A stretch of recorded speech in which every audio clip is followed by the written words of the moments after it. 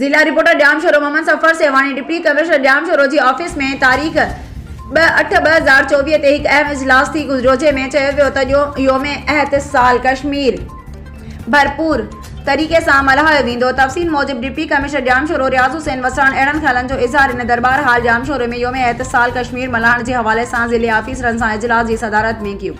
इजलास खे ख़िताब कंदे डीसी जामशोरो रियाज़ हुसैन वसरान चयो त 5 अगस्त वारे ॾींहुं योम एहतिसाल कश्मीर जी मुख्य रैली कोटड़ी अल्लाह वारे चौक खां कढी वेंदी। इन लाॻापियल ऑफिसरनि खे हिदायतूं ॾिनियूं त कश्मीरी भाइरनि सां योम एहतिसाल रैली में वधि खां वधि शिरकत कनि। जॾहिं त डीसी जामशोरो तालकनि जी ऑफिसरनि खे हिदायतूं ॾिनियूं त हू तालके सतह ते पिणु रैलियूं मुनक़द कनि। हिन चयो त 5 अगस्त वारे ॾींहं ते भारत कश्मीरियुनि सां वॾो ज़ुल्म कयो हो, जंहिंजी जेतिरी मज़म्मत कजे उहा घटि आहे। हिन इजलास में एडिशनल डिप्टी कमिश्नर 1 नूरदीन इंगोरजो, additional director social welfare Mohammad Urs खास के लिए assistant commissioner Thano Bhoola Khan, Abdul Qadir Iqbalani, chief officer जिला council doctor Kailash Kumar Kewalani, deputy director livestock doctor Zulfiqar Ali Sial, DMPP SI Ahmad Masood, local government तालीम, सेहत, इत्ताद, police, revenue, municipal and town ऑफिसरनि शिरकत कई।